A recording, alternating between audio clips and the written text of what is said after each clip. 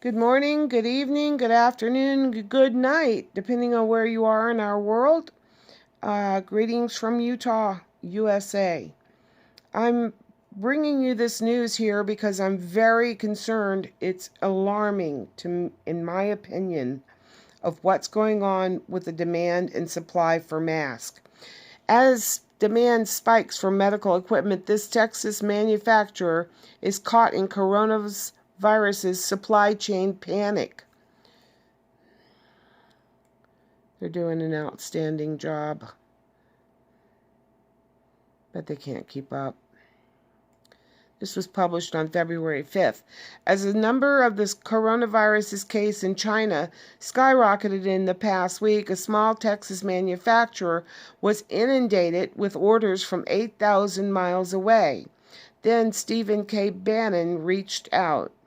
Prestige Ameritech, the largest full-line domestic surgical mask manufacturer, was producing 600,000 masks each day, but struggling to meet demand. Mike Bowen, the company's executive vice president, received cold calls on his cell phone from people saying they represented foreign governments and wanted to make bulk purchases. The Hong Kong government and Hong Kong International Airport wanted more. Everyone was hurting for masks. Instead of celebrating the business boom, Bowen was indignant. This is the precise scenario he began warning about almost 15 years ago, when he pleaded with federal agencies and lawmakers to boost U.S. production of medical masks. He had predicted an eventual health scare and not enough manufacturers. He was right. So Bowen was on Wednesday as a guest on Bannon's War Room Pandemic podcast, tormented that no one in power had listened.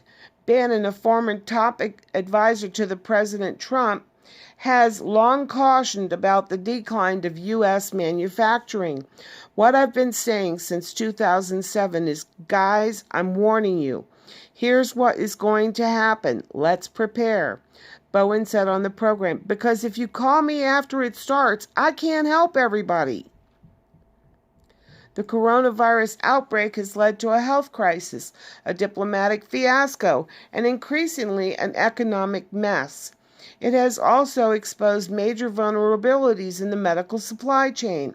Many U.S. companies, especially hospitals and pharmaceutical firms, rely on Chinese manufacturers for products ranging from the active ingredient of prescription drugs to protective gear like masks and gloves. Now much appears upended. There is no global centralized plan for fast-tracking production of what's known as personal protective equipment. There is no streamlined process for deciding where to send masks, disposable gowns, goggles, and gloves. There is Bowen and his cell phone and Bannon's podcast, and Asian governments and people scrambling for masks on Amazon and eBay, and the stack of letters Bowen sent White House officials over 3 administrations, but that he's not sure anyone ever read. Prestige Ameritech is presently the lone voice warning of the insecure U.S. mask supply. Bowen wrote to President Barack Obama in June 2010. Apathy and inertia are our biggest hurdles. The U.S. protective mask supply could and most likely would be disrupted, confiscated, or diverted in the event of a pandemic, Bowen wrote to President Trump 3 years ago. In her interview, Bowen said he could make 1 million masks a day if he ran his machines around the clock, a huge quantity for his firm, but an amount that would barely make a dent in global demand. He's hesitant, however, to ramp up productions at the facility outside Fort Worth, scared by the boom-bust mess that occurred after the swine flu epidemic in 2009. Facing a potential pandemic, U.S. government officials are considering buying more products from domestic sources, such as Bowen's firm, to meet increased demand, according to an industry source who spoke on the condition of anonymity to share ongoing discussions. They may not be good enough for Bowen. A lack of planning on their part is not an emergency on my part, Bowen said. They had their chance. I told them over and over. There are also third-party dealers who could submit big orders to resell masks. Bowen's dilemma about how to proceed illustrates how the coronavirus epidemic is straining the global manufacturing sector, particularly for items needed by frontline healthcare workers. The outbreak has sickened more than 66,000 people and killed more than 1,500 people. But these numbers are way off, people. All but 3 deaths have occurred in China. Most cases have been milder illnesses. The disease is most often transmitted through respiratory droplets from an infected person's cough or sneeze, similar to the way the flu spreads. The more commonly worn surgical mask will limit, but not eliminate, the chance of inhaling large infectious particles circulating near the face. The Centers for Disease Control and Prevention recommends that healthcare workers interacting with coronavirus patients or suspected cases wear stronger masks, known as N95 respirators, along with gowns, gloves, and eye protectors. The N95 filter out 95% of airborne particles, but they cost more than surgical masks and must be specially fitted. I made a video on how to put a mask on and how to make sure that it was working effectively for you, if you'd like to go back and look for that. China is a significant provider of such essential protective gear, and major manufacturers have factories there. Up to 95% of surgical masks are made outside the continental United States, in places like China and Mexico. According to a 2014 briefing released by the Office of the Assistant Secretary for Preparedness and Response in the United States Department of Health and Human Services. As the outbreak has grown, Chinese authorities have increased manufacturing lines domestically, slashed their exports, and put their own orders first. As China consumes more of the protective gear it is producing, the rest of the world is fighting over what is left. U.S. health officials and industry executives are planning how to supply enough masks to critical personnel. That plan relies on a complicated supply chain already strained by U.S.-China trade tensions and in which even the most basic information is closely held. Proprietary information makes it difficult for healthcare industry and the U.S. government to know how much inventory manufacturers have at any given time. Tedros is the Director General of the World Health Organization, said earlier this month that demand is 100 times higher than normal for the protective gear and that prices are up to 20 times higher. The situation has been exacerbated by widespread inappropriate use of personal protective equipment outside of patient care, he said. Oh man, I hate when that happens.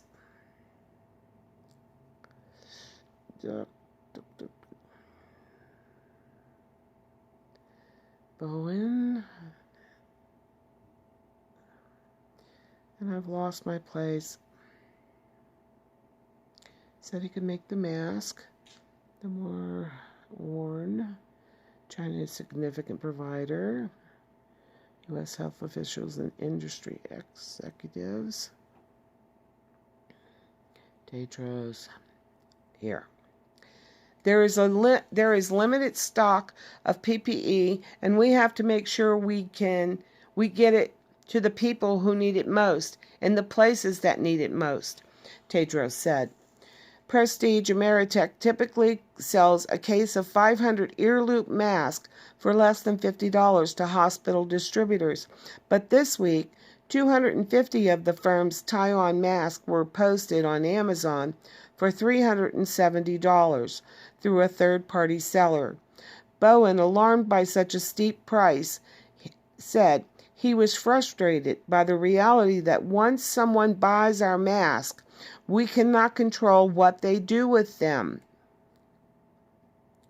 Manufacturers and health, there were people that anticipated this and bought large quantities of masks, and now they're, I don't remember what the word is, but, price gouging. They're price gouging people, and so they're taking advantage of this critical need for masks. Shame on them. Shame on them all. Manufacturers and health officials are up against an almost impossible calculus. It is difficult for certain firms to surge production quickly, making it hard to meet large, sudden increases in demand. More than 3,000 companies in China, including car makers, energy giants, diaper companies, and underwear manufacturers, have added masks, protective clothing, thermometers, and medical devices to their production line since the start of the outbreak, according to official Chinese media reports. People, this is what our government needs to be doing right now. Our factories need to be changing over their tools and buying products that they can use, raw products that they can manufacture things that are needed here at this point in time. Health officials don't know how the outbreak will progress or how deadly it will be. One day conditions appear to be improving, and then they get worse. Distributors might weigh how to prioritize who gets to tap into a limited supply.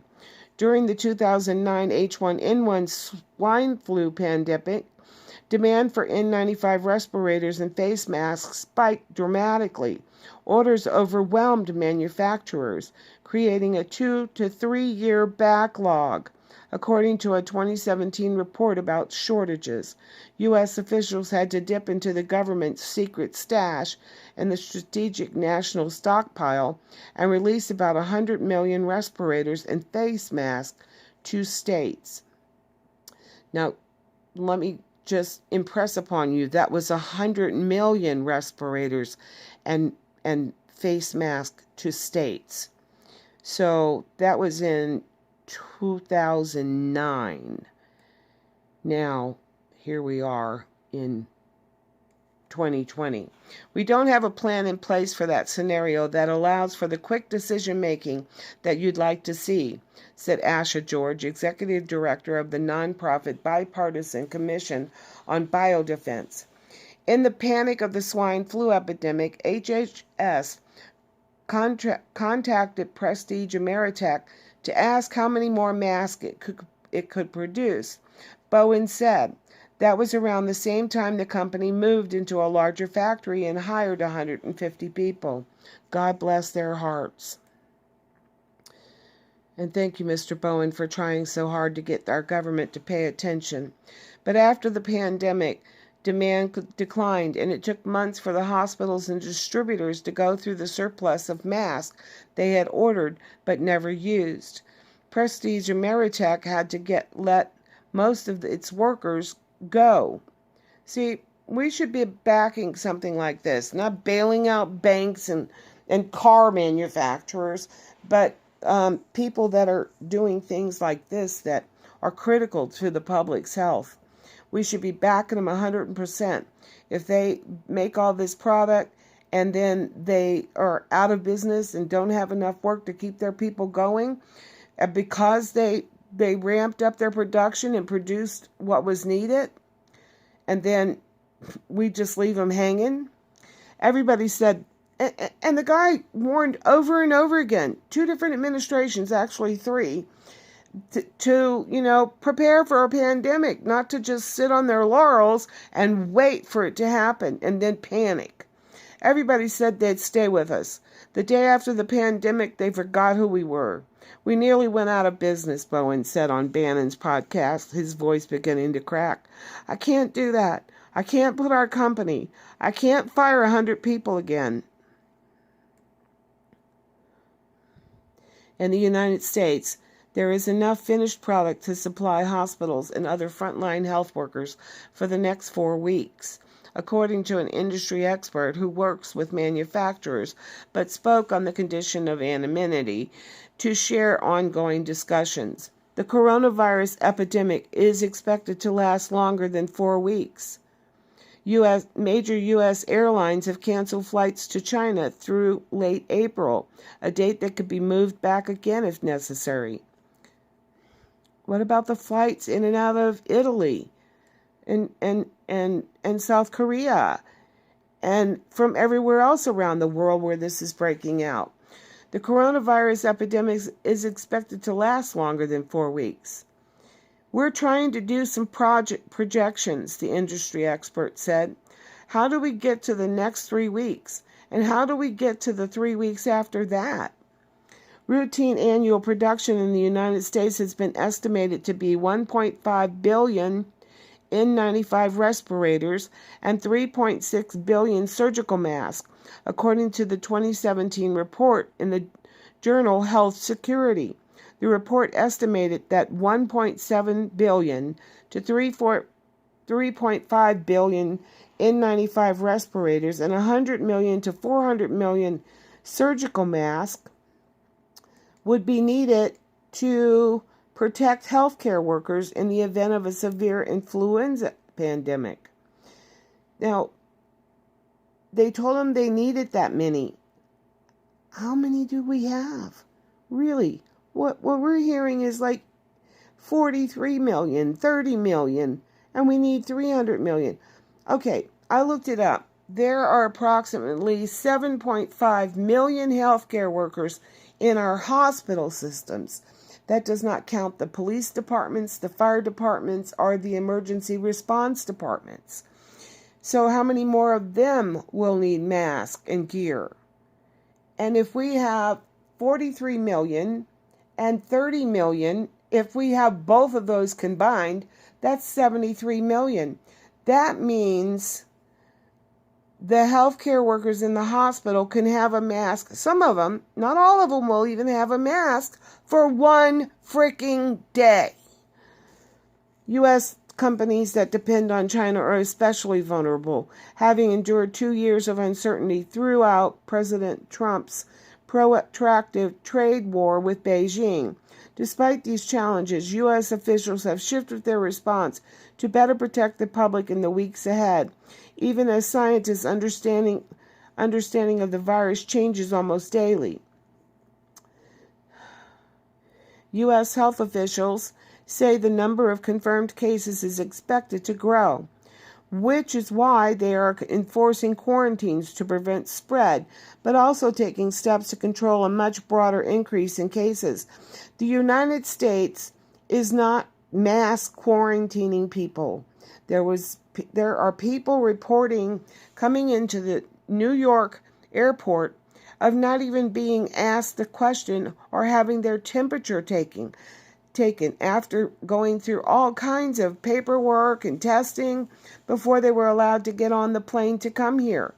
But then once they're here, nobody's even looking at them sideways. At some point, we are likely to see community spread in the United States, said Nancy Messonnier, the top official overseeing CDC's response.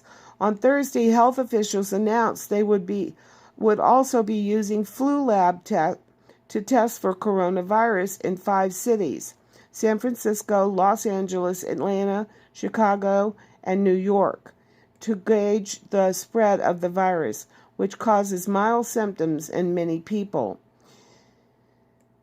And in many people, it causes death or severe, puts them in serious condition in a ICU unit in a hospital.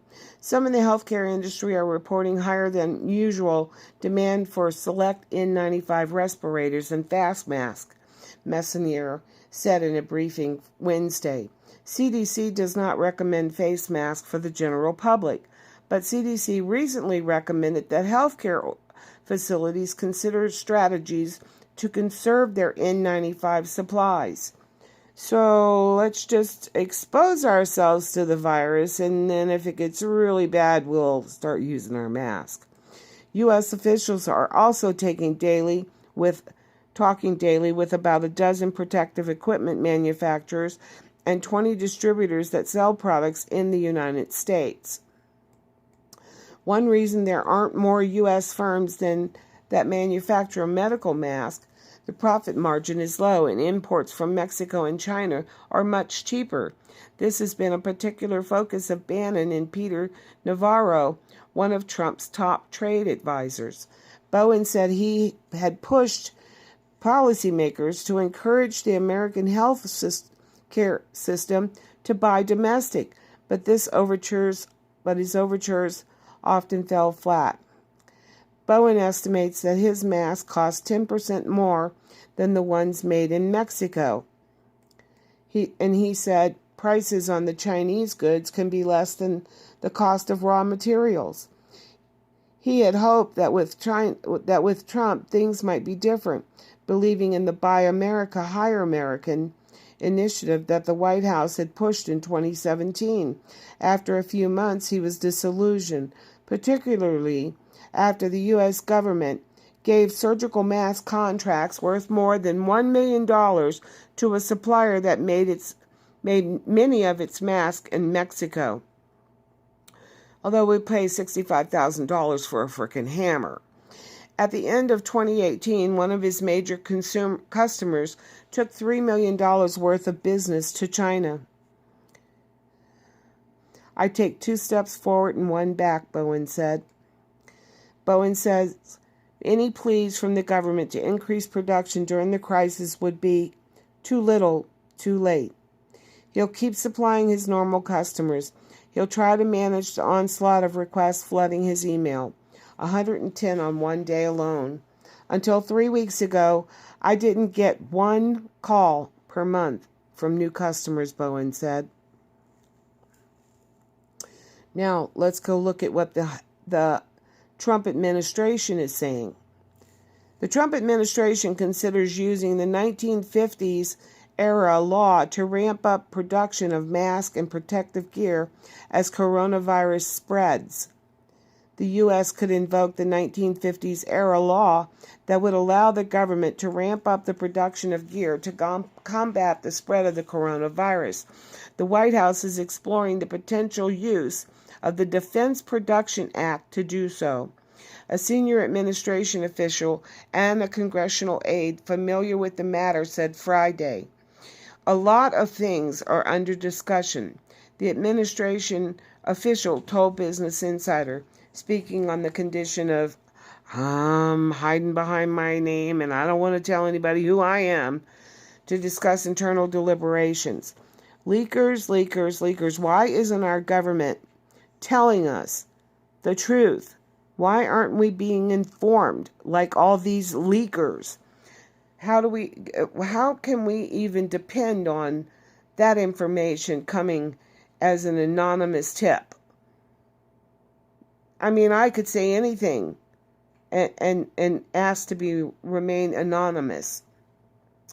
The U.S. could invoke the 1950s law, would allow the government to ramp up production. The Trump administration is exploring the potential use of the Defense Production Act, which it was reported yesterday that they have already done that.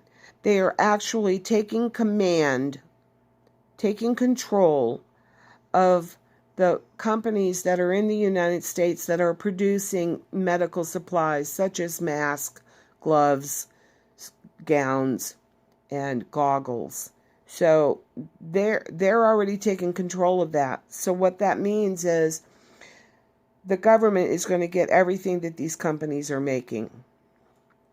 And if you haven't bought your mask, you better get out there and see if you could find one hiding under a rock somewhere, because there's not going to be any more for the general public. It's all going to go to the Department of Homeland Security and the hospital workers First, I hope they provide for the police, the firemen, and the first responders as well. But who knows? The proposal to invoke the law was the first reported by Reuters, gives the president the broad authority over industrial output in the name of national security. It comes days after the Centers for Disease Control warned the respiratory illness COVID-19 would almost certainly hit communities in the U.S. The novel coronavirus has spread outside of its epicenter in China to more than 40 countries. And that sounds like small. Let's just say it's 46 countries. Actually, it's 50 countries, raising concerns among governments and health officials about the potential for a pandemic. The potential for a pandemic. People, we are in a pandemic. The White House referred questions on the proposal to the office of Vice President Mike Pence, who was tapped on Wednesday to lead the government response to the coronavirus outbreak. A spokesperson at the Department of Health and Human Services said it would not comment on internal deliberations. The Department of Homeland Security declined to comment.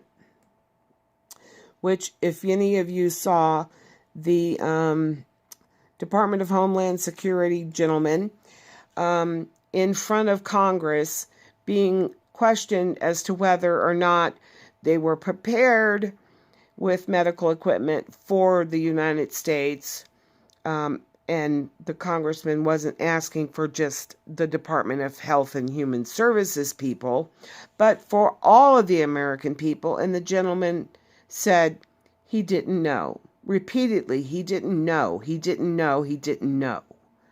So how do you have a guy in charge of the Department of Homeland Security in a situation such as we are in today and cannot answer simple questions as to whether or not we have equipment and supplies for protective gear for all of the Americans? And clearly we don't. The Defense Production Act, which was passed in response to the Korean War, authorizes the president to take actions to force private industry to give priority to defense and homeland security contracts and to allocate the resources needed. See, they're at the front of the line now. There's no more coming out to the general public. They will keep taking everything until they feel they have everything that they need, and then they'll think about us. It could be implemented through company contract requirements and various financial measures, including loans and purchase commitments. The rapid spread of COVID-19 has prompted nations to roll out restrictions on travel and commerce, raising concerns about disruptions to the supply chains and broader business operations. It's crazy.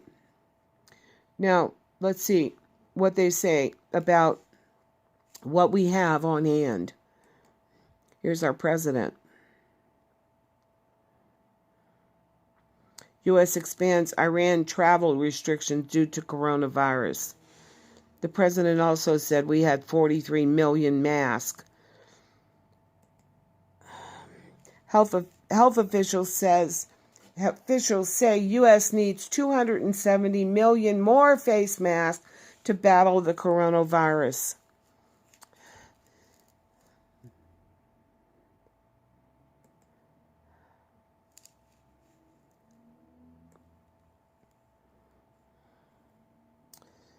Oh my goodness, I had all this set up, folks. I don't know what's going on here. This is the gentleman, Mr. Bowen, that owns the manufacturer in Texas. He tried to warn us. Our government wouldn't listen. And how many times has that happened? Now this is the part that's really going to flip you over backwards. The Surgeon General of the United States has urged the public to stop buying masks, warning that it could lead to a shortage for healthcare workers and effectively put them and communities at risk. Now it's our fault, the American public's fault, that the U.S. government can't provide enough protective gear to healthcare workers which in the hospitals, to care for their patients and to keep them safe. The Surgeon General said stop buying masks, warning that it could lead to a shortage for healthcare workers and effectively put them and communities at risk. U.S. Surgeon General Jerome M. Adams, remember his name, Jerome M. Adams, made his plea in several Twitter posts on Saturday as Americans rushed to purchase disposable face masks and other protective equipment. The demand for masks is leading to shortages that have caused price surges online. The president said he would address that. He hasn't yet. Seriously, people, stop buying masks, Adam wrote in his post, adding that masks are not effective in preventing the public from catching the virus, and a lack of such protective equipment could put healthcare workers at risk. Okay, let me stop right here. If the mask won't work for the public, why will they work for the healthcare workers? Think about that. Adams added that the best way the public can protect themselves from contracting the virus is to maintain strong preventive actions like staying at home when sick and washing hands with soap and water. It doesn't say what to do if you think you have coronavirus. The Surgeon General's remark echo officials from the World Health Organization who also expressed concerns over the lack of protective equipment around the world. There's another one that was not on top of doing something about a possible outbreak into a pandemic.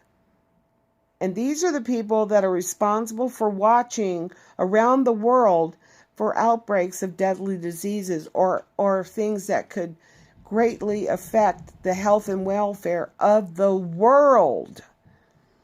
Our primary concern here, I'd say fire them all. Our primary concern here is to ensure that our frontline health workers are protected and that they have the equipment they need to do their jobs. Dr. Michael J. Ryan, Executive Director of the WHO Health Emergency Program, said during a briefing on Friday. So we talk about protective equipment and masks. We're talking about that very specific, specialized material that's needed, and that is under significant pressure. Ryan said that masks can stop the wearer from spreading the disease to someone else, but there are limits to preventing a person from being infected. Not having a mask does not necessarily put you at any increased risk of contracting this disease, he said, adding that preventive measures are the best way to stop the spread of the virus. Let me remind you that information and videos coming from Chinese citizens from within the country of China show drones telling people to go back inside, to go put a mask on. But masks aren't really necessary and they're not going to help. Why is China making their citizens wear a mask if they're not effective? They are effective. To some degree, they are effective.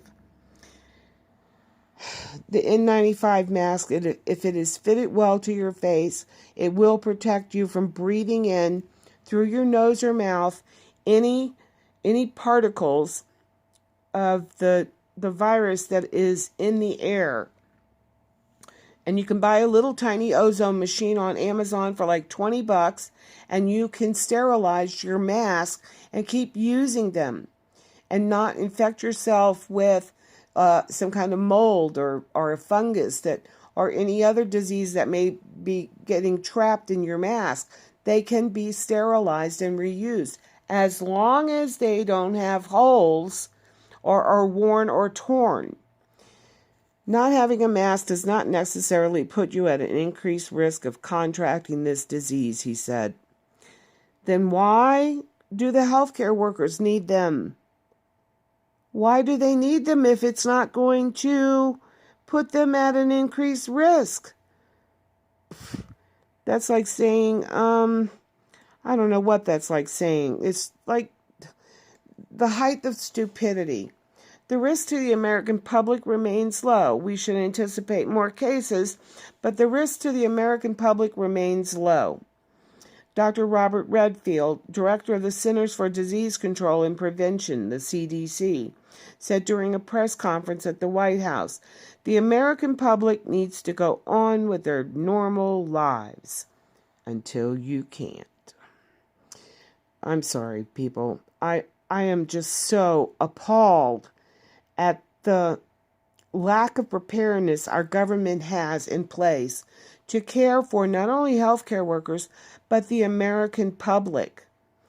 I mean, I know a lot of people that are preppers, and they have food enough for like 5 years. It's not all in their house. They even have it buried out in different places around their properties. They have enough bullets to take down a small army. They are well trained with those weapons. But this is a little tiny thing we can't even see. How prepared are we? We're not. Even the most serious preppers. Very few have prepared for this particular scenario. Alaska Prepper, he actually has a video on his channel, and I'd recommend you to go look it up. I don't know what the name of it is, but he shows how you can set up a clean room, basically, like a quarantine area, that if you have family or friends show up at your house, how you can put them in this room and that they won't come in contact with your family and until they've been quarantined, and then how to sterilize everything in that room, including their clothes, and how to have them shower and so forth and so on, and how to dispose of anything that they've touched. He's amazing, Alaska Prepper. He's a very smart man, and he's very genuine, and he cares deeply about the people, about all the people. So we should go on with our lives. The president and the vice president also shared a similar assessment of the risk to the virus to Americans. Trump said that the United States is prepared and has stockpiled 43 million masks and other supplies. 43 million masks. We have 7.5 million healthcare workers in the United States. 7 into 43 goes how many times? 6. So they would be protected for 6 days. And that's only one shift per day. Usually in hospitals, they run either 8 to 12-hour shifts. So think about that. We don't even have enough masks to work for 6 days. Oh my goodness. That's why they're urging us to stop buying masks. That's why they're telling us not to wear masks. But if the masks are not going to protect us, then why do they need them for the healthcare workers? Because they work. Because if you wear them properly, you can protect yourself. And notice that they were asking for gowns, gloves, masks, and goggles. That's what the healthcare workers are being required to wear in order to protect them from the virus. So, people,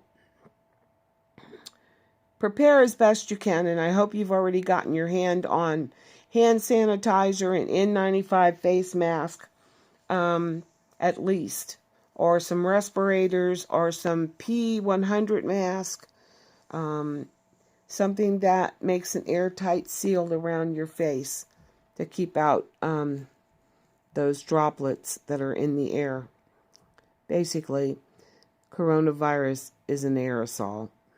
That's why you see the Chinese government spraying the streets, and now they have huge trucks with big blowers on the back of them spraying up into the air That should tell you something right there. So on February 28th, the U.S. pharmacy chain CVS warned that there could be a temporary shortage of hand sanitizer and fitted N95 face masks due to a spike in demand amidst the outbreak, reported Axios. Walgreens has reported high demand for masks and protective items as well. So people, we are in the midst of a growing problem with the coronavirus. I mean, look at the number of articles that are here concerning the coronavirus and the impact on our economy.